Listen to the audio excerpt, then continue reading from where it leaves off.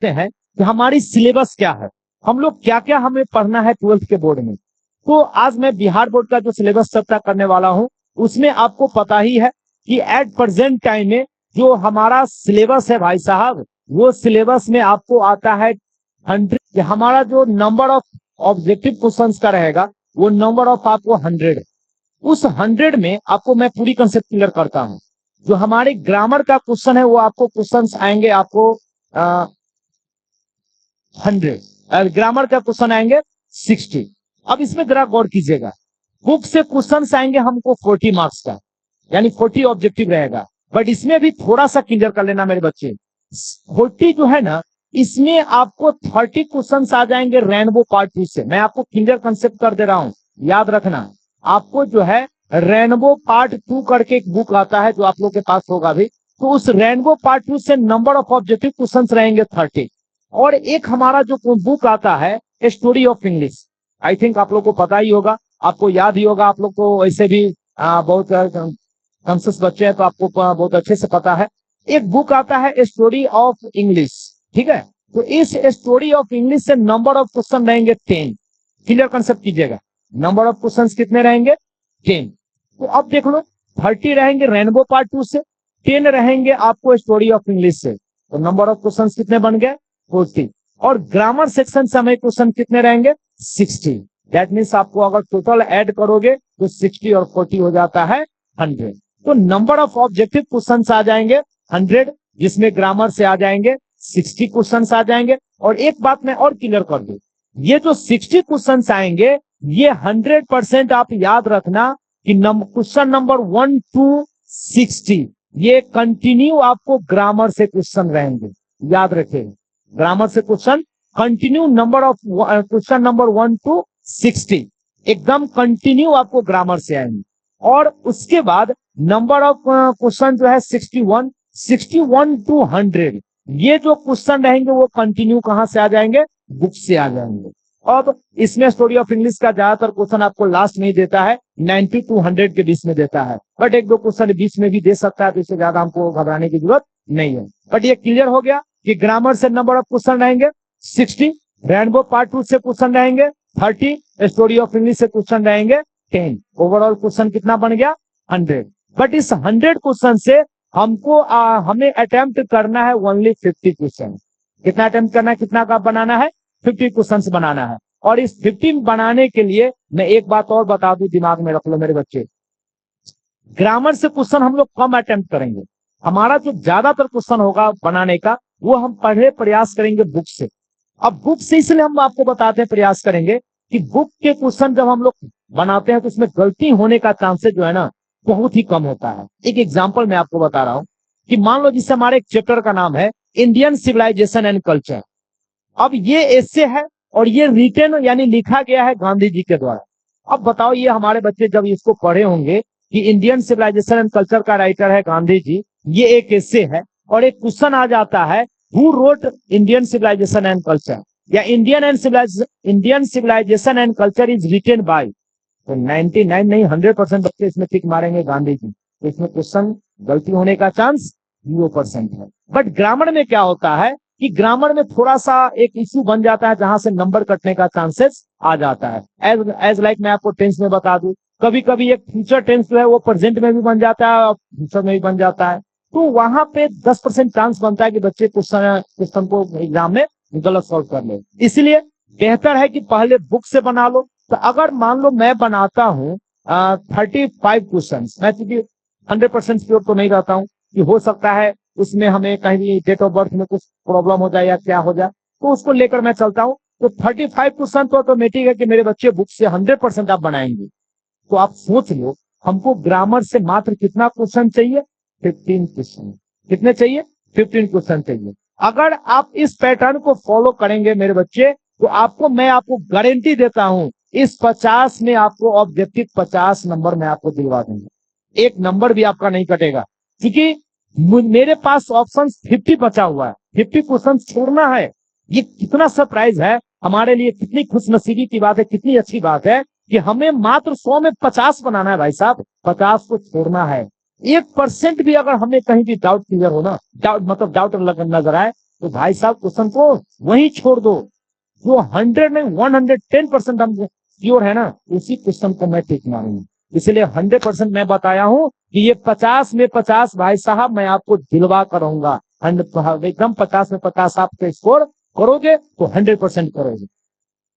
चलो अब इसके बाद मैं आपको आता हूं, ये मैंने यहाँ पर डाल भी दिया है। Any 50 question to be answered out of 100, यानी 100 क्वेश्चन में से किसी भी 50 क्वेश्चन को आंसर देना है। चाहे आप चाहो तो ग्रामर से भी 1 से लेकर 60 तक में से बना सकते हो, या पूरे मिलाकर बना सकते हो, आपकी मर्जी है। बट बनाने का पैटर्न मैं आपको समझा चुका हूं। अब देख लो, अब है सब्जेक्टिव। ये आता है ग्रुप बी में, ये आपको आ जाएगा ग्रुप बी में। और ये तो हमारे ऑब्जेक्टिव्स रहते हैं, वो एग्जाम में जाइएगा तो आपको ग्रुप ए या सेक्शन ए दोनों टाइप के दे सकता है। कभी कभी लिख देगा सेक्शन ए, ठीक है, कभी डाल देगा ग्रुप ए। यहाँ पे जब सेक्शन ए डालेगा तो यहाँ पर डाल देगा सेक्शन बी, ठीक है, सेक्शन बी डाल देगा। तो सेक्शन ए डाले या ग्रुप डाले कोई दिक्कत नहीं है। सेक्शन ए में या ग्रुप ए में आ जाएगा ऑब्जेक्टिव्स, सेक्शन ए बी और ग्रुप बी में आ जाएगा सब्जेक्टिव। तो मैं आपको सब्जेक्टिव में एक बात क्लियर कर दूं, सब्जेक्टिव में जो सबसे पहले क्वेश्चन आता है, फर्स्ट क्वेश्चन जो आता है, वो फर्स्ट क्वेश्चन आ जाता है एसे से, जिसको हम लोग हिंदी में बोलते हैं निबंध। क्या बोलते हैं? निबंध। और ये सारे बच्चे को आता है। और इसके लिए मैं बता दूं, रटना नहीं है, मैं फिर बोल रहा हूं, रटना नहीं है। ऐसे जो बच्चा अब तक इंग्लिश नहीं लिखता है, उस बच्चे को मैं इंग्लिश लिखना यहाँ सिखा दूंगा। और इस प्लेटफॉर्म से जुड़े रहिए, मैं आपको एक्स्ट्रा क्लासेज एक स्पोकन का भी यहाँ पर आपको दूंगा। वीकली क्लासेज में आपको एक क्लास में आपको स्पोकन का यहाँ दूंगा। जो मेरे बच्चे कभी इंग्लिश का ए फॉर एप्पल नहीं पढ़ता होगा ना, उस बच्चे को मैं वो बेहतरीन तरीके से अंग्रेजी बोलना सिखा दूंगा, जो तुम कहोगे यार क्या प्लेटफॉर्म मेरे लिए मिला है, यार इस प्लेटफॉर्म का तो मुझे वर्षों से इंतजार था। तो भाई बिहार की मैं बात नहीं करता हूँ, बहुत जल्द ये आपको इंडिया का सबसे बड़ा और सबसे बेहतरीन ऐप बनकर निकलेगा। और इस प्लेटफॉर्म से जुड़ने के बाद सारे बच्चे अपने आप को प्राउड फील करेंगे कि यार काश ये पहले होता। जो बच्चे पास कर गए हैं वो भी सोचेंगे यार ये प्लेटफॉर्म काश पहले होता तो मेरे साथ भी कुछ अच्छा होता। तो जुड़े रहिए, अच्छे से इसे जैसा बताया जाए वैसा आप पढ़ते जाइए। आपको बता दूं भैया आपको बहुत ही बेहतरीन तैयारी होगा। तो मैंने ऐसे बताया, ऐसे का मैं आपको ट्रिक जो होता है ना, वो लिखने का ट्रिक मैं बताऊंगा कि ऐसे लिखा कैसे जाता है, रटा नहीं। मैं फिर बोलता हूं, रटना नहीं है, रटने का तरीका हमें बिल्कुल नहीं चाहिए भाई। सीखेंगे कि लिखा कैसे जाएगा, कैसे हम ऐसे लिखे वो मेरा ऐसे सबसे बेहतरीन ऐसे बन जाए। तो ऐसे लिखने का तरीका मैं आपको यहाँ पे बताऊंगा कि ऐसे लिखा कैसे जाता है। तो वो आपको मैं ऐसे बता दूंगा, वो ट्रिक बता दूंगा कि ऐसे आप लिख लोगे, ये 8 नंबर आपका 100% फिक्स हो जाएगा। 6 ऑप्शन देंगे, 6 से कोई एक प्रश्न, एक ऐसे का आपको जवाब देना है। तो 6 में से किसी एक का जवाब दीजिएगा, ये हो जाएगा 8 नंबर का। उसके बाद क्वेश्चन नंबर 2 और 3 याद रखिएगा, क्वेश्चन नंबर 2 और 3 इस दोनों क्वेश्चन में ना आपको एक्सप्लेन रहता है। एक बात बता दूं, यहाँ पर मैं क्लियर कर दिया हूं कि एक प्रोज से रहेगा तो एक पोएट्री से रहेगा। वैसे नंबर ऑफ क्वेश्चन जो आ जाएंगे वो नंबर ऑफ क्वेश्चन रहेंगे आपको कितने? 4। यहां पर ऑप्शन रहेगा ए, बी, सी और डी, ऐसे करके 4 ऑप्शन देंगे। और इसमें से किसी एक को एक्सप्लेन करना है। क्वेश्चन डाल देगा explain any one of the following, 4 दिया रहेगा, उसमें से किसी एक को एक्सप्लेन कर दो। और एक्सप्लेन का तरीका भाई साहब, ये फोकट का नंबर है, फोकट का। अरे बिहार बोर्ड को अपॉर्चुनिटी देता है। अमिताभ बच्चन का कौन बनेगा करोड़पति तो सुना होगा ना, देखा भी होगा। उसमें अमिताभ बच्चन ये नहीं कहता है कि भैया करोड़पति, वो पूछता है लोगों से कि भाई कौन बनेगा करोड़पति, मतलब कि आप पैसा है, कोई आओ, कोई लेकर जाओ। ये पूछता है, टैलेंट पूछता है, भाई है किसी में हिम्मत, लेकर जाओ 1 करोड़। वैसे में ये बिहार बोर्ड कहता है भाई साहब आपने थोड़ी सी टैलेंट है तो ये 4 नंबर तुम लेकर जाओ। पढ़ना नहीं है, रटना नहीं है भाई साहब, रट के पढ़ेंगे यार, लानत है ऐसी जिंदगी चल रहा है। तो ये बताता है कि यार 4 नंबर लेके जाओ, 4 नंबर लेके जाओ, ठीक है। इसके लिए क्या करना है? ट्रिक पढ़ना है, कॉमन सेंस का इस्तेमाल करना है। इसमें लिखा कैसे जाता है? This line has been taken from. अब एक लाइन है तो दिस का प्रयोग करेंगे, मोर देन 1 लाइन है तो बोलेंगे this lines have been taken from. तो ऐसे करके लिखेंगे this line has been taken from, और जो चैप्टर का नाम है वो चैप्टर का नाम डाल दो। फिर उसके बाद एक लाइन और डालो, this essay, this letter, this story या दिस नोवेल जो भी है उसके अकॉर्डिंग लिख देंगे this story has been written या कंपोज्ड बाय महात्मा गांधी। तो ऐसे करके 2 लाइन तो मेरा ऐसे ही बन गया। और थर्ड लाइन में अकॉर्डिंग टू स्टोरी वहां पर 2-3 लाइन हम वहां पर एक्सप्लेन करेंगे। तो कैसे करेंगे मैं ये सारी डिटेल जब मैं पढ़ाऊंगा उस समय क्लास में क्लियर करूंगा। तो वो हो जाएगा 4 नंबर। जस्ट लाइक जैसे प्रोज में होगा वैसे पोएट्री में भी होगा। ऐसे करके यहां भी ऑप्शन आपको 4 आ जाएंगे, ए बी सी और डी, किसी एक को आपको एक्सप्लेन कर देंगे। चलिए क्वेश्चन नंबर आपको 4 में आ जाएगा लेटर और एप्लीकेशन। वैसे पुराने पैटर्न में लोग लेटर और एप्लीकेशन कहता है, बट मॉडर्न टाइम में जाइएगा तो अब लेटर एप्लीकेशन नहीं होता है, सीधा हो जाएगा लेटर 2 प्रकार के होते हैं, फॉर्मल लेटर, इनफॉर्मल लेटर। तो जब मैं क्लास में बताऊंगा तो इस पर डिटेल करूंगा। यहां पर कहिएगा कि सर तो आपने लेटर एप्लीकेशन क्यों लिखा है, तो हमारे ज्यादातर बच्चे लेटर और एप्लीकेशन जानने वाले हैं और यहाँ पर मैं इसीलिए इस भाषा का यूज किया हूं कि सारे बच्चे समझ जाए कि सिलेबस में पढ़ना क्या। जब मैं क्लास कराऊंगा वहां बता दूंगा भाई साहब अब लेटर एप्लीकेशन नहीं होता है, सीधा फॉर्मल लेटर, इनफॉर्मल लेटर होता है। ठीक है, तो वहां पर मैं डिटेल बताऊंगा। फिलहाल हमें इतना ही जानना है, लेटर एंड एप्लीकेशन जो रहता है और करके देगा, एक लेटर और एक एप्लीकेशन और करके किसी एक को आंसर कर दीजिए 5 नंबर का, और लेटर लिखना सिखाएंगे। हमारे ऐसे बच्चे होते हैं, ऐसे है कोई लेटर कहता है रच जाओ, लेटर रच जाते हैं। भाई साहब लेटर रखने का चीज है क्या, तुम ही बता दो, कभी लेटर रखा जाता है क्या यार? हिंदी में कभी लेटर रहते हो, इतने पिताजी चरण कमलों में सादर प्रणाम, ऐसा भी होता है क्या? लेटर सीखेंगे। और ये लेटर ऐसी चीज है कि सिर्फ एग्जाम में नहीं, अब तुम शादी करने जाओगे अगुआ भी वहां पहले पूछेगा, जॉब में जाओगे पहले वहां पर लेटर लिखवाएगा, किसी इंटरव्यू में जाओगे बायोडाटा लिखवाएगा, लेटर लिखवाएगा। तो कोई ऐसा एक मामूली से किसी स्कूल में टीचिंग करने जाओ, वो स्कूल का प्रिंसिपल बोलेगा भाई साहब एक लेटर लेकर दे दो, अब एक एप्लीकेशन लिखो जिसमें बोलो कि भाई हमें ये जॉब की आवश्यकता है, आपको कहां से पता चला है, कैसे इस जॉब के बारे में पता चला है। तो इस तरह से क्वेश्चन हमसे किया जाता है। तो इसलिए लेटर हम आपको 100% लिखना सिखा देंगे ताकि आपके लाइफ में भी आगे ये मदद करे। तो ये 5 नंबर आपको मैं यहाँ पर सॉलिड करा दूंगा 100%, एग्जाम के लिए भी लाइफ के लिए भी। LIC है भाई साहब, इसको समझ जाओ, ये LIC है, जीवन के साथ भी जीवन के बाद भी, इसलिए एग्जाम के लिए नहीं फ्यूचर के लिए भी इसको पढ़ेंगे अच्छे से। उसके बाद शॉर्ट क्वेश्चन है, किताब आपको जो रेनबो पार्ट 2 है, उस रेनबो पार्ट 2 में देखिएगा चैप्टर के साथ साथ और चैप्टर के लास्ट में कुछ क्वेश्चंस दिया रहता बॉक्स बना करके, वो है शॉर्ट क्वेश्चन आंसर।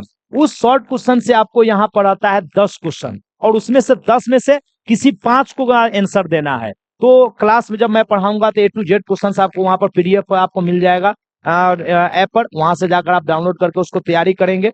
मैं क्लास में आपको याद क्वेश्चन से लिखने का तरीका सिखा दूंगा, याद करने का तरीका सिखा दूंगा कि कैसे इस क्वेश्चन को याद किया जाता है, कैसे लिखा जाता है, बिना रटे हुए कैसे हम इसको लिखेंगे, वो सारे टॉपिक पर हम लोग इस पर क्लास में डिस्कस करेंगे। उसके बाद ये क्वेश्चन नंबर आ जाएगा 5 में, और क्वेश्चन नंबर 6 जो आता है मैं इसको फोकटिया बोलता हूं, याद रखिएगा मैं इसको फोकटिया ग्रुप बोलता हूं। अब कहिएगा सर फोकटिया ग्रुप आप क्यों कर रहे हैं? मैं इसलिए फोकटिया कहता हूं कि बिना रटे हुए भाई साहब ये 15 नंबर का ग्रुप है, ये 15 नंबर आपको बिना रटे हुए अभी का अभी मैं आपको कर दूंगा।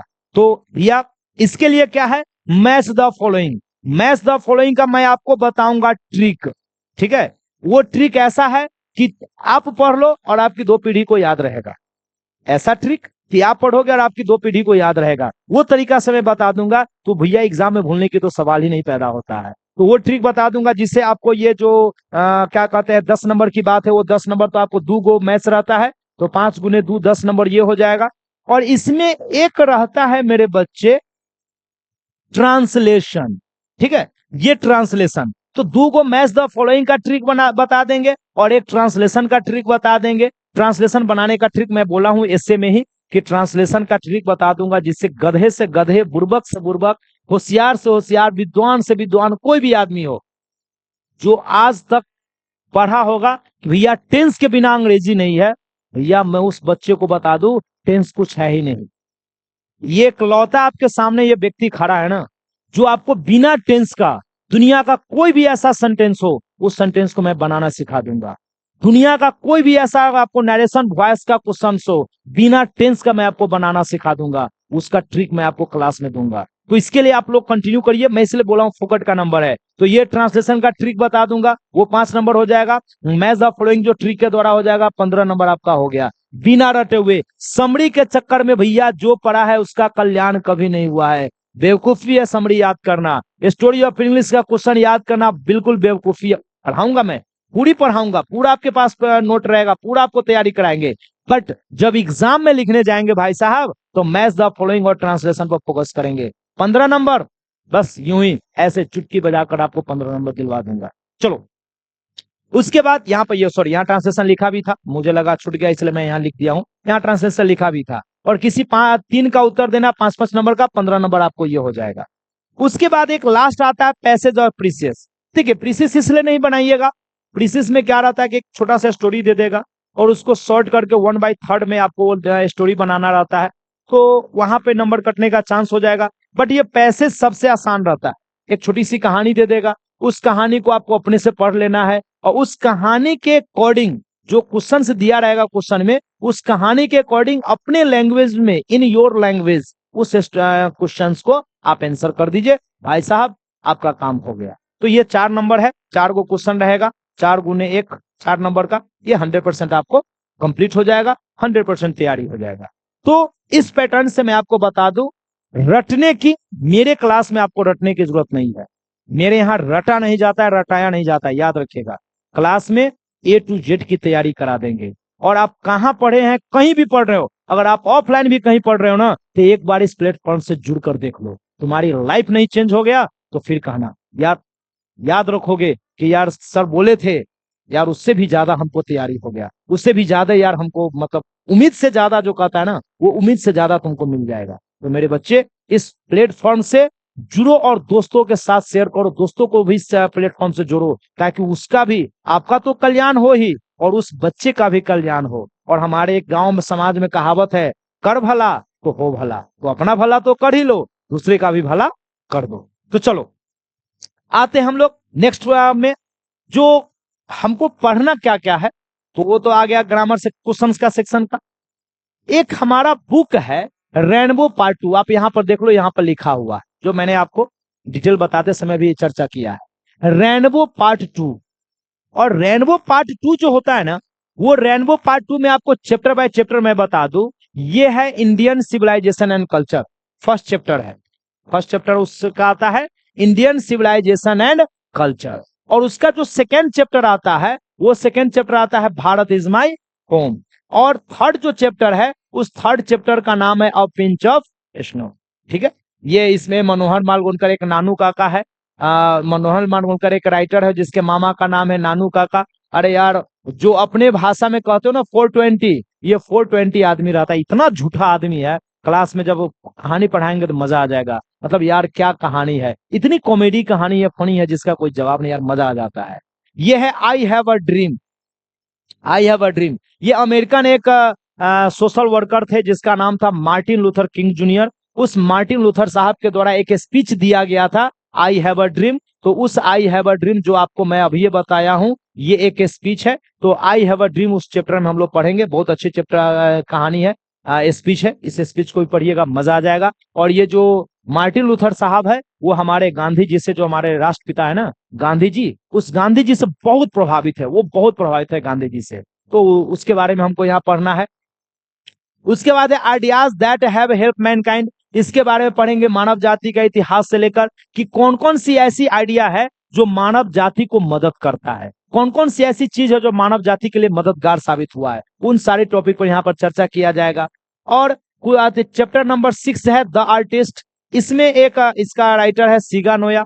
ठीक है, सिगा नोया, जो इसमें आपको कहानी एक है छोटे से बच्चे की, 11-12 साल के बच्चा है जो प्राइमरी स्कूल में पढ़ता है, और ये बेचारा कलाकार है। ये कलाकार क्या है कि ये कुछ गार्ड वगैरह पर वर्क करते रहता है, जिससे वो काफी कीमती चीज बन जाता है। लेकिन इस बेचारे की इस मेहनत का कोई आदमी पर जान नहीं, समझ नहीं पाता है, और इसके वर्क को सब आदमी बर्बाद कर देता है। बहुत ये हमारे बच्चों के साथ जो होता है उसी घटना को यहाँ पर जिक्र किया गया है। तो ये कहानी भी काफी फनी रहेगा, पढ़ेंगे मजा आएगा। मजा के साथ साथ एक बहुत बड़ा सबक भी है, एक पेरेंट्स के लिए, एक टीचर के लिए, और बच्चों को मोटिवेट करने के लिए कि भाई साहब कुछ भी परिस्थिति हो, अपने पैशन के साथ कभी भी कॉम्प्रोमाइज बिल्कुल नहीं करो। अ चाइल्ड इज बोर्न, एक बच्चे की जन्म की कहानी इस चैप्टर में बताया गया है, जो अमेरिकन समाज के साथ अफ्रीकन समाज, बांग्लादेशी समाज और इंडियन समाज सबको कंपेयर करके इस चैप्टर में बताया गया है। तो ये चैप्टर में पढ़ेंगे। यहाँ पर बताया गया है इस चैप्टर जो क्वेश्चन नंबर 8 है, इस 8 में बताया गया कि हमारा प्रेस किस प्रकार से स्वतंत्र है, हमारा प्रेस कैसे आजाद है, और प्रेस की आजादी क्यों इंपॉर्टेंट है, क्यों हमारे प्रेस की आजादी हमारी आजादी से जुड़ी हुई है, ये सारी बातें इस चैप्टर में बताया गया है। उसके बाद जो हमारा चैप्टर है India through a travellers eyes, ये एक क्या कहते हैं अमेरिकन राइटर है, जो बाय बर्थ आपको अमेरिकन है बट उसका पालन पोषण चाइना में हुआ है। वो राइटर के द्वारा इंडिया में एक यात्रा की थी, और इंडियन यात्रा के बाद उसका जो अनुभव एक्सपीरियंस है, उस एक्सपीरियंस को ये कहानी में वो एक्सप्लेन करती है। बहुत ही इंटरेस्टिंग, भारत के बारे में बहुत सारी ऐसी चीज बताई है जो शायद हम लोग नहीं जानते हैं, उसके बारे में बताई है। बहुत मजेदार है, पढ़ने में मजा आएगा।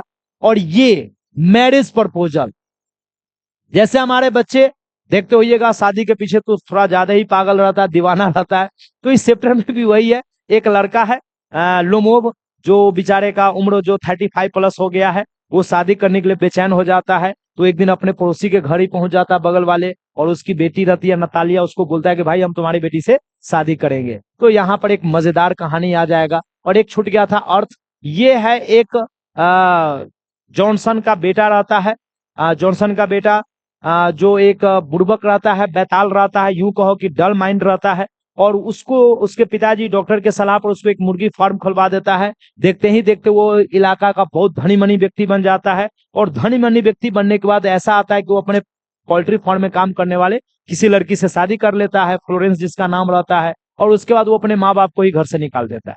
तो ये कहानी है जो कुछ हद तक हमारे समाज से मिलती जुलती भी है। तो ये कहानी हम लोग पढ़ेंगे, और बहुत इंटरेस्टिंग भी है। तो हमारे जो 12 का सिलेबस का है वो एक कहानी एक से एक बढ़कर है। हम वहां पर जब पढ़ाएंगे तो बहुत अच्छे से लाइन बाय लाइन आपको एक्सप्लेन करेंगे, मजा आ जाएगा, आप भी कहिएगा कि यार क्या मजा आ गया। चलिए, तो ये था हमारा प्रोज सेक्शन। अब आता है रेनबो पार्ट 2 में एक आता है पोएट्री सेक्शन। ठीक है, पोएट्री सेक्शन में क्या है, जो पहला जो कविता का जो चैप्टर है sweetest love I do not go, इसमें हमारे कवि साहब जो है ना, राइटर पोएट, वो कहते हैं कि अपनी प्रेमिका को यानी पत्नी को कि हे प्रियतम, हे जानेमन, हम तुमसे दूर नहीं जा रहे हैं। वो मालूम है, वो मौत को कल्पना करके वो अपने पत्नी से, प्रेमिका से वादा करते हैं कि हम तुमसे दूर नहीं जा रहे हैं, बल्कि दूर होने का रिहर्सल कर रहे हैं। तो वो एक बहुत ही इंटरेस्टिंग कहानी है। एक पति पत्नी के बीच में जो प्यार मोहब्बत होता है, वो दूर होने का जो गम होता है, उन सारी चीजों को इस कविता में एक्सप्लेन किया गया। पढ़ेंगे यार मजा आ जाएगा। मतलब बोले ना कि जब पढ़ाऊंगा और उस दिन यार तुम्हारा दिल गार्डन गार्डन नहीं हो जाए तो फिर बताना यार क्या सर बोले थे। तो चलो, एक है हमारा दूसरा सेकेंड पोयम है song of my self. Song का मतलब होता है गाना, माई सेल्फ का मतलब खुद के लिए। ये कविता में बताया गया है कि भैया एक गांव की भाषा में बता दे। एक गांव में कहावत है, क्या बोलते हैं यार, आग लगे बाती मस्त रहो मस्ती में, आग लगो बस्ती में। कुछ ऐसे ही करके इस कविता का मोटो है कि यार दुनिया में क्या होता है ज्यादा मत केयर करो, तुम अपने अकॉर्डिंग अपने हिसाब से काम करो भाई साहब, काम करते चलो, आगे बढ़ते चलो। दुनिया क्या कहती है, डोंट केयर। अगर दुनिया का तुम सोचने लगो ना भाई साहब तो जिंदगी झंड हो जाएगी। तो ये कविता पढ़ोगे मजा आ जाएगा। चलिए, एक है now the leaves are falling fast. देखिए कविता कहता है कि यार यहाँ पर लिव्स आर फॉलिंग फास्ट का पत्तियां तेजी से गिरना, यहाँ पत्तियां का मतलब है जीवन। क्या है, जीवन। यहाँ ये दिखाया गया है कि हमारे लाइफ का जो है ना, हमारा लाइफ बहुत जल्दी भागता जा रहा है, बहुत जल्दी बीतता जा रहा है। यानी हमारे जीवन से एक महत्वपूर्ण टाइम जो होता है बहुत जल्दी बीतता चला जाता है, और कब हम मौत के करीब आ जाते हैं पता ही नहीं चलता है। तो वो सारी हम लोग इस चैप्टर में पढ़ेंगे। एक है और टू ऑटम, ये पतझड़ की कहानियां है कि कैसे पतझड़ का मौसम आता है, जिस समय पेड़ पौधे पूरे क्या कहते हैं फल फूल से भर जाता है, रसीले जूसीले फल जो है हमें मिलने लगते हैं। तो वो सारे कविता के आते सारे बातें इस कविता में कहा गया है। हालांकि इसका जो ऑथर राइटर की बात कीजिएगा, पोएट की बात कीजिएगा तो इसका पोएट है जॉन किट्स, बहुत अच्छे राइटर है। और एन ए पीथ, एक मकबरा है, एक महिला है जो बेचारी बहुत सुंदर रहती है, और सुंदर है, महिला है, मर गई है, कब्र में दफन है। तो उस बेचारे का पति है राइटर, वही पति लिखते हैं कि ये जो पत्नी है मेरी, जो दुनिया के सबसे खूबसूरत पत्नी है, सबसे खूबसूरत महिला है इंग्लैंड की धरती का, और आज जब ये मर गई है तो इस महिला को कौन याद करेगा भाई साहब? इस महिला को कोई याद करने वाला नहीं है। तो भैया कर्म करो, आपका कर्म याद रहेगा। आपकी सुंदरता 4 दिन की है, मर जाओगे, इस सुंदरता को कोई याद करने वाला नहीं है। तो ये सारी बातें आपको एनेपिथ में बताया गया है। और ये सोल्जर है, एक इंग्लैंड के सिपाही की कहानी है। वो सिर्फ इंग्लैंड की सिपाही जो अपने देश के तरफ से विदेश के अन्य हिस्सों में, जो इंग्लैंड का आपको का सुने होइएगा कि इंग्लैंड एक ऐसा साम्राज्य बन गया था जिसके साम्राज्य में कभी भी सूर्योदय सूर्यास्त नहीं होता था। तो वही वहां का सिपाही अपने देश के तरफ से अलग अलग देशों में लड़ने जाता था। तो वही सिपाही की इच्छा है कि मैं कहीं भी मरूं, मुझे कहीं भी दफनाया जाए, उस जाति का कहते हैं मेरे दफनाने का जो राख होगा, वो राख का कुछ टुकड़ा मेरे साथ देश की नदियों में बहा देना, हवाओं में मिला देना, मिट्टी में मिला देना। यानी देशभक्ति से ओत प्रोत ये हमारी कविताएं हैं, वहां पढ़ेंगे बहुत मजा आएगा। और ये है मैकविटी। भाई साहब क्या बताएं, आपके टोला मोहल्ला समाज में एक चोरबा लड़का होगा, चोरबा आदमी होगा, इसकी कहानी तो आप जानते होइएगा। लेकिन क्या बताएं यार, क्या ये बिल्ली है भाई साहब, ऐसी चोरवा है, मतलब ऐसा चोर है ये बिल्ली कि भैया आप एक मीट का टुकड़ा रख के जाओगे कि मैं आता हूं अंदर से प्लेट लेकर, भाई साहब वहां से वो मीट का टुकड़ा गायब कर देगा, और ऐसे छू मंतर में गायब हो जाएगा कि तुम इस बिल्ली को खोजने अगर तुम गली मोहल्ले टोला में चले जाओ, बिल्ली तो दूर की बात, मीट का एक छोटा सा टुकड़ा वो नजर नहीं आने देगा। इतनी बड़ा वो चोरवा है, इसलिए उसको मिस्ट्री कैट बोला गया है, रहस्यमयी बिल्ली बोला गया है। क्राइम तो कर लेता है, वहां कहीं जाएगा क्राइम कर देगा, आपका पेपर है, डॉक्यूमेंट्स है, वहां से फाड़ देगा, गायब हो जाएगा। तुम खोजने जाओगे भाई साहब, क्या मजाल वो मिल जाए, तुम FIR करने जाओ, कुछ नहीं होगा, क्योंकि भैया ये क्राइम सीन पर मिलती नहीं है। चलिए, एक है फायर हम, आग का। भैया शमशान घाट तो सब आदमी जानते होइएगा। आग जब शमशान घाट में जब लाश को जला रहा होता है, तो उस लाश को जलाते समय कवि अपने पिताजी के साथ जाता है, तो वहां देखता है कि ये आग अपने कर्तव्य का पालन सही ढंग से नहीं कर रहा है। वहां पे क्या करता है, कुछ डेड बॉडीज का कुछ पार्ट्स है, फिंगर है, वो अधूरा छोड़ देता है। बेचारे जो राइटर है वो आपको पेशा धर्म से वो रहता है पारसी, उसका उस पे पारसी लोगों को एक साइलेंस टावर होता है, जैसे एक मूवी वगैरह में देखा होगा आप लोग कि एक मतलब खंभा टाइप का रहता है जिसमें एक डेड बॉडीज को टांग कर छोड़ दिया जाता है। उन लोग का कुछ अपना मान्यता, उन लोग का मान्यता है कि भैया डाल दो, चिल को वे खा लेंगे, उसका भी घर बस जाएगा, तो वो मान्यता है। तो वो साइलेंस टावर पर उन लोग को डेड बॉडी को डाला जाता है। लेकिन कवि का एक दिन बेटा मर जाता है, बेचारे को वहां पर साइलेंस टावर हजारों मील दूर रहता है, तो मजबूरी में हिंदू के शमशान घाट में ही जाकर उसको जलाना होता है। आत्मा नहीं करता है, लेकिन आग उससे वादा करता है कि भाई साहब मेरे यहाँ जला लो, मैं इस बार अच्छे कर्तव्य का पालन करूंगा, इस लाश के डेड बॉडीज को अधूरा नहीं छोड़ूंगा। और उस भरोसा पर वो अपने बच्चे को वहां पर आग के हवाले करता है। तो पढ़ेंगे, बहुत ही मजेदार, बहुत ही इंटरेस्टिंग आपको स्टोरी आती है, पोयम है, पढ़ेंगे वहां पर। और एक है माई ग्रैंड मदर हाउस, मेरी दादी का घर। कौन बच्चा दादी के घर को मिस नहीं करता है भाई साहब? जो प्यार जो दुलार दादी से मिल जाता है, वो जीवन में तुम उसको खोजते रह जाओगे। हमारी जो राइटर है कमला दास, वो बिचारी अब अपने जीवन में वो अपने उस दादी के घर को बहुत मिस कर रही है, बहुत ही मिस कर रही है। तो उस कहानी को यहाँ पर वो कविता के द्वारा व्यक्त की है। हम लोग वहां पर जब पढ़ेंगे तो एक अच्छे तरीके से, बेहतरीन तरीके से हम लोग इसको पढ़ेंगे, बहुत ही मजेदार आएगा और तैयारी भी हमारी बेहतरीन होगी। तो वो था हमारा क्या कहते हैं, रेनबो पार्ट 2 का। और एक हम आपको बताएं स्टोरी ऑफ इंग्लिश। ठीक है, इसमें चैप्टर जो है ना बहुत सारे हैं, बट कुछ पार्ट्स जो है उसका 11 में पढ़ना है और कुछ पार्ट्स 12 में। एक ही बुक है स्टोरी ऑफ इंग्लिश, उसका हाफ पार्ट आपको 11 में पढ़ना है और हाफ पार्ट 12 में पढ़ना है। तो 12 में कौन कौन सा पढ़ना है वो हम आपको बता दें। जो फर्स्ट है स्टोरी ऑफ इंग्लिश। ठीक है, स्टोरी ऑफ इंग्लिश का जो पहला चैप्टर है ओल्ड इंग्लिश, हालांकि इसके बारे में हम आपको पढ़ाएंगे। ये 449 टू 1066 ये पीरियड का माना जाता है, इतना एडी ये इस काल को माना जाता है ओल्ड इंग्लिश। तो इसमें हम लोग जो है ना, आप ऐसे कह दो कि भैया हम इंग्लिश का इतिहास, आप ये कह दो तो ज्यादा बेटर है। हिस्ट्री ऑफ ही कह दो, ऐसे कह दो, है ना, हिस्ट्री ऑफ इंग्लिश कह दो तो बेहतरीन है। ये अंग्रेजी का इतिहास है, जैसे हमारे इंडिया का इतिहास है, मुगल का इतिहास है, बाबर का इतिहास है, महाराणा प्रताप का इतिहास है, सम्राट अशोक का इतिहास है, वैसे ही हमारे इस इंग्लिश का इतिहास हम लोग इस स्टोरी में पढ़ेंगे।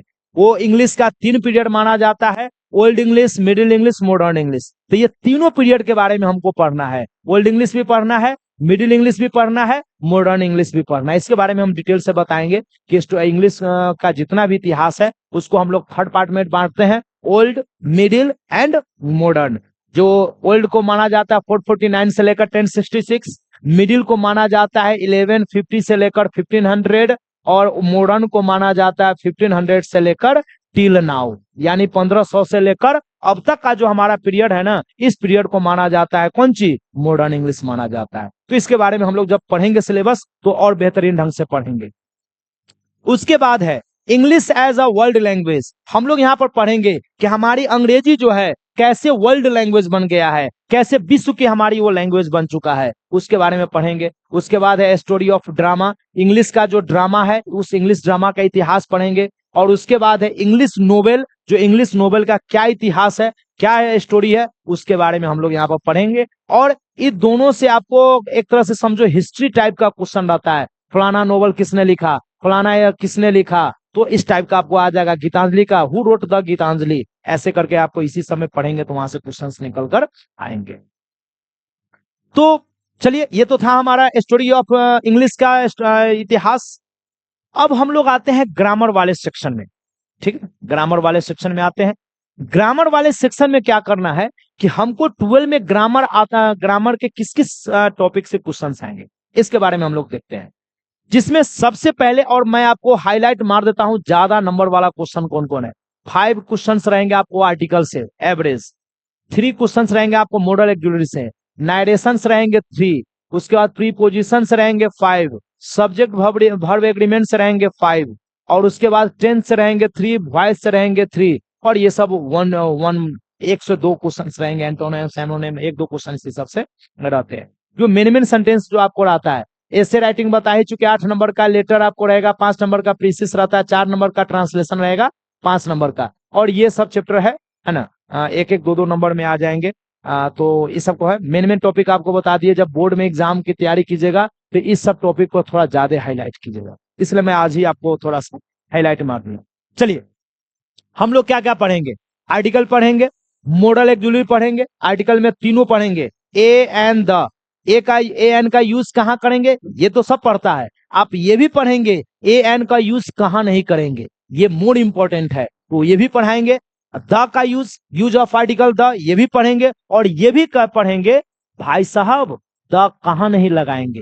अब ऐसा थोड़ी है कि यार बंदूक चलाना सीख गए और यही नहीं बताया कि यार कहां नहीं चलाना है, तो ऐसा थोड़ी कि यार किसी पर बंदूक तान देंगे, तो ये नहीं होनी चाहिए। तो हम लोग चलाना भी सीखेंगे और कहां नहीं चलाना है वो भी सीख लेंगे। तो आर्टिकल का यूज कहां करेंगे वो भी, नहीं करना है वो भी, दोनों पर हम लोग यहाँ पर डिस्कस करेंगे। मॉडल एक्जुलरी का तो जितना है 13 मॉडल एक्जुलरी होता है, 13 एक्चुअली में होता है 11, और 2 होता है सेमी मॉडल, जिसमें आपको कहा जाता है नीड और डेयर, ये सेमी मॉडल है। तो ये 13 का हम लोग यहाँ पर इस्तेमाल पढ़ेंगे। नरेशन तो सब आदमी जानते हैं, नरेशन भी पढ़ेंगे।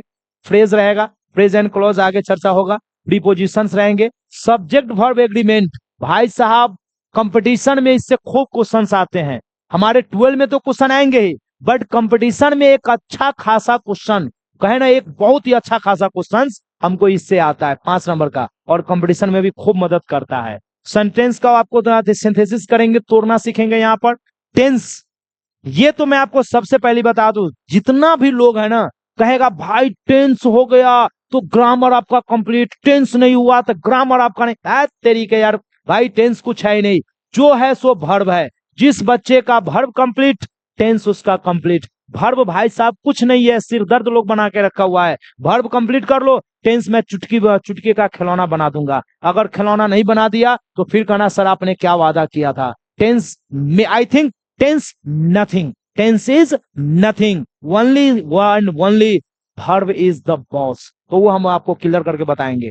उसके बाद वॉइस रहेगा, एंटोनिम सिनोनिम तो जानते ही है, इसको हम लोग कहते हैं पर्यायवाची शब्द, इसको कहते हैं विपरीतार्थक शब्द। ये सब आपको वर्ड टाइप का है, ये सब याद करने वाला है।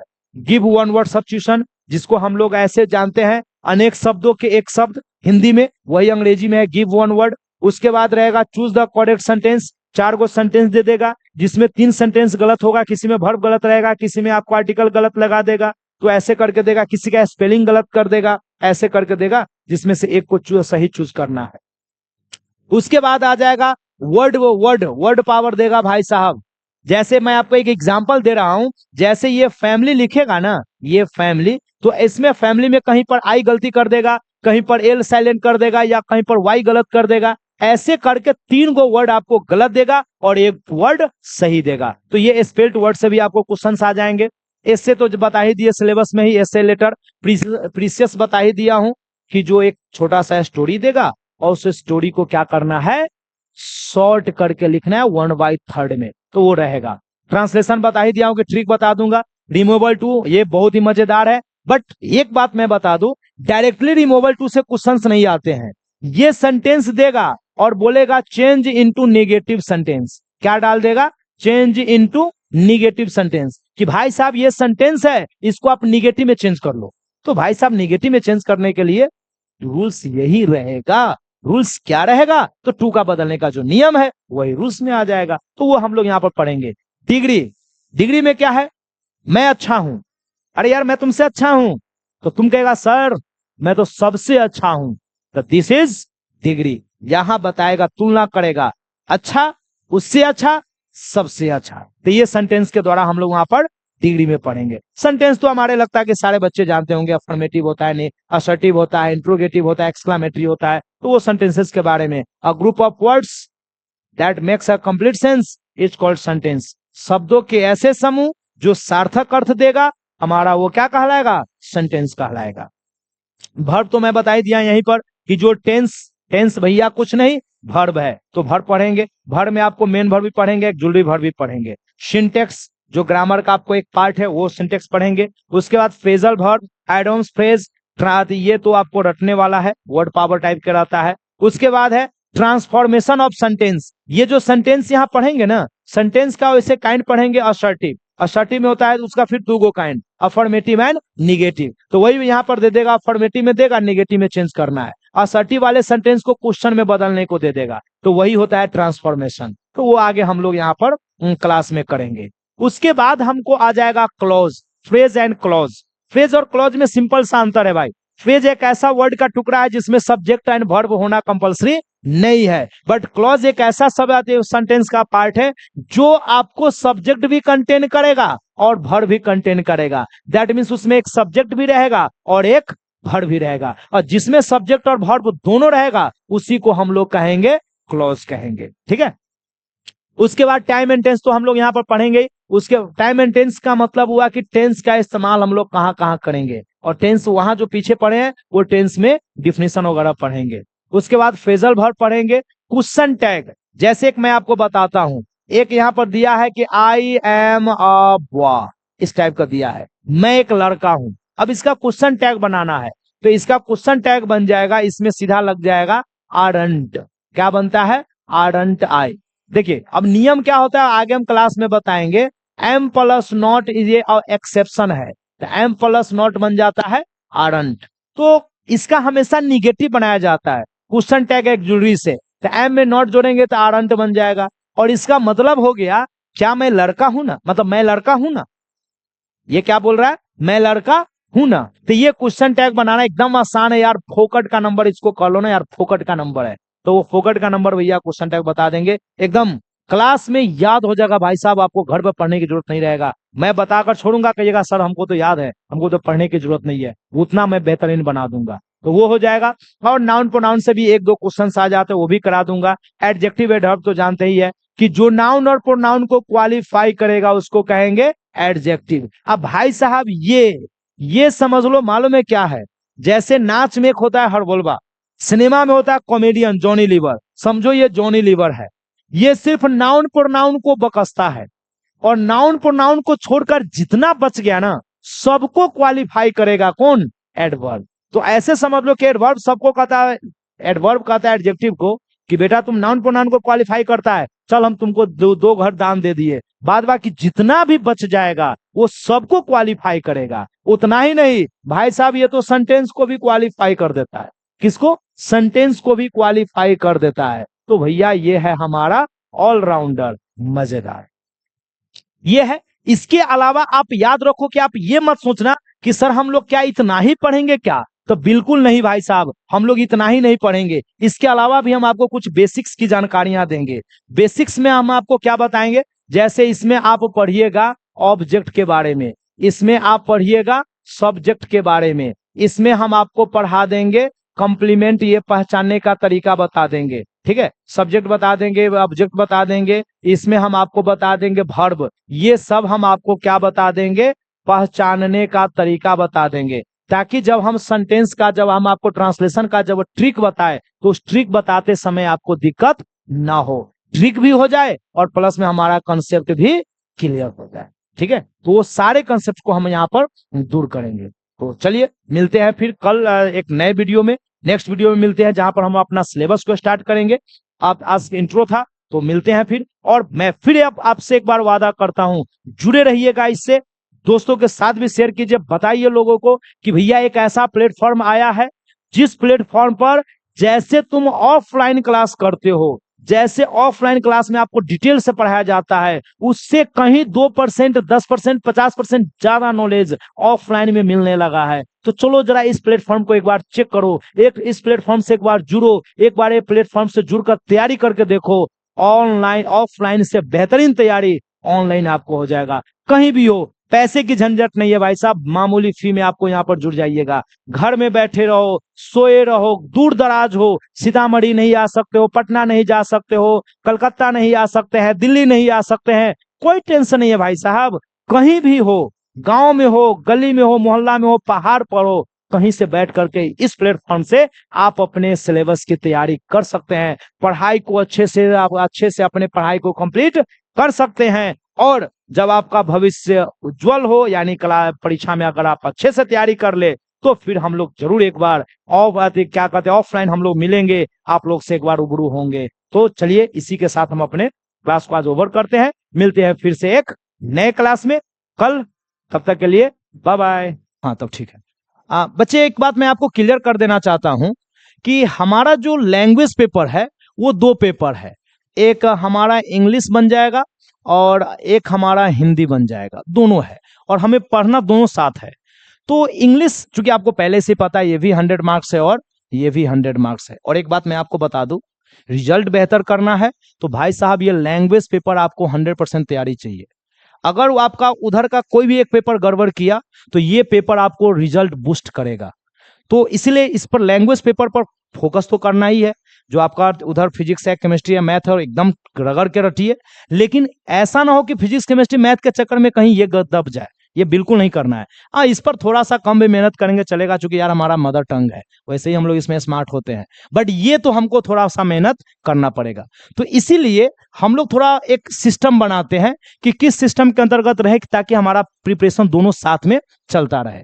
तो उसके लिए मैं आपको बता देता हूं, मंडे टू फ्राइडे, याद रखिएगा, मंडे टू फ्राइडे ये हमारा चल जाएगा इंग्लिश, और 2 दिन हम आपको वीकली कर देते हैं सैटरडे, ठीक है, सैटरडे और संडे, ये 2 दिन हम लोग कर लेते हैं हिंदी, ठीक है।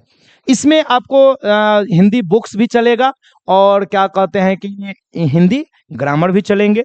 यहाँ पे इंग्लिश में है क्या कहते हैं कि लगातार 2-3 चैप्टर या 1 चैप्टर इंग्लिश ग्रामर का खत्म कर लेंगे, फिर उसके बाद बुक्स का 1 चैप्टर खत्म कर लेंगे, ताकि आपका ग्रामर और बुक्स दोनों का तैयारी साथ साथ होता चले। ऐसा नहीं कि पता चले यार ग्रामर में हम खत्म कर चुके हैं, अब बुक्स हमारा अभी कुछ हुआ ही नहीं है। तो हम लोग दोनों साथ लेकर चलेंगे, ग्रामर भी ले चलेंगे और बुक्स भी ले चलेंगे, दोनों प्रिपरेशन हमारा साथ साथ चलेगा। और चैप्टर जब आपका खत्म होगा तो एक ऑनलाइन देख लेते हैं, हमारे जो टीम के द्वारा हम डिस्कस कर लेंगे क्या सुविधा होगी, उस सुविधा के अकॉर्डिंग हम आपको एक टेस्ट का मतलब फैसिलिटी भी उपलब्ध करा देंगे, कि जो चैप्टर मैं खत्म करूं उस चैप्टर के अकॉर्डिंग जो एक शुरुआत में MCQ टाइप का रख देंगे, जो आपको टेस्ट हो जाए, ताकि पता चले यार हम पढ़े क्या है, या यूं कहो कि हमारा तैयारी साथ में चल रही है या नहीं चल रही है। तो वो दोनों फैसिलिटी भी हम आपको उपलब्ध कराएंगे। ग्रामर का चैप्टर खत्म करेंगे, बुक्स का चैप्टर खत्म करेंगे, ग्रामर का भी टेस्ट हो जाएगा, बुक का भी टेस्ट हो जाएगा। मान लो अगर हम कहीं 4 चैप्टर पढ़ा चुके हैं, तो ऐसा नहीं कि टेस्ट होगा तो सिर्फ चौथा चैप्टर से 1 से लेकर चार चैप्टर चारों से क्वेश्चंस आ जाएंगे। उससे क्या होगा कि हमारा पिछला चैप्टर का रिवीजन भी हो जाएगा और नया जो चैप्टर पढ़े उसका टेस्ट भी हो जाएगा। तो इस प्रकार से हम लोग तैयारी एक साथ अच्छे से करेंगे। बाकी जो अपडेट होगा हम आपको क्लास में फिर आगे देते रहेंगे। बस इतना याद रखो, this is the best, remember this is the best opportunity for you, so you should always join this platform. Okay, तो सी यू टुमारो। ओके।